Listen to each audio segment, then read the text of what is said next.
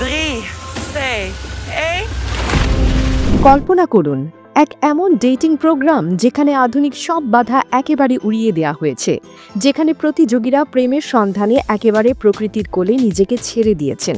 এই ধারণাই হলো স্ট্র্যান্ডেড অন হানিমুন আইল্যান্ড, যা বলা হয় টেলিভিশনে দেখা সবচেয়ে রেডিক্যাল ও এক্সট্রিম ডেটিং অভিজ্ঞতা। এই শোতে 12 জন সিঙ্গেল অংশ নেন, যারা জীবন প্রেমে ব্যর্থতা, হৃদয় ভাঙা আর সম্পর্কের অপ্রত্যাশিত ঝড়ঝঞ্ঝা মোকাবেলা করেছেন। অভিনব এই যাত্রা শুরু হয় একটি স্পিড ডেটিং ইভেন্ট দিয়ে, যেখানে প্রথম দর্শনেই জোড়া বাঁধা হয় এবং এক অদ্ভুত মোড়ে বিবাহ দেয়া হয় সেই মুহূর্তে। তবে এই নতুন দম্পতিদের ভাগ্য পরীক্ষা হবে একটি নির্জন দ্বীপে, যেখানে তারা নিজেদের গায়ে পরিহিত শুধুমাত্র তাদের বিয়ের পোশাক। 3 সপ্তাহ ধরে একসঙ্গে এই দ্বীপে কাটাতে হবে তাদের, যেখানে আধুনিক ডিভাইস, বিভ্রান্তি বা কোনো সুবিধা ছাড়াই প্রেমের ফুল ফুটবে প্রকৃতির কোলে, একেবারে প্রকৃতির কাছাকাছি।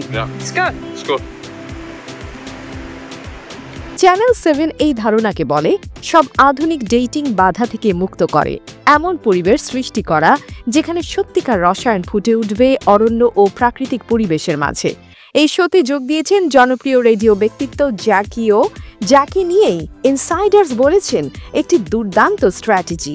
প্রথম ট্রেলার দেখায় প্রতিযোগীরা তাদের প্রেমে হতাশার গল্প শোনাচ্ছেন আর বলছেন, এটা সবথেকে পাগলাটে কাজ আমি কখনো করেছি। প্রযোজকেরা এই নতুন কনসেপ্ট তৈরি করেছেন তরুণ প্রজন্মের হৃদয় জয় করার জন্য, যারা সাধারণ ডেটিং শো থেকে একেবারে ভিন্ন কিছু প্রত্যাশা করেন। অবশেষে স্ট্র্যান্ডেড অন হানিমুন আইল্যান্ডের মাধ্যমে সত্যিই দেখানো হবে প্রেমের খোঁজে একেবারে নতুন ও সাহসী যাত্রা। AB news desk report.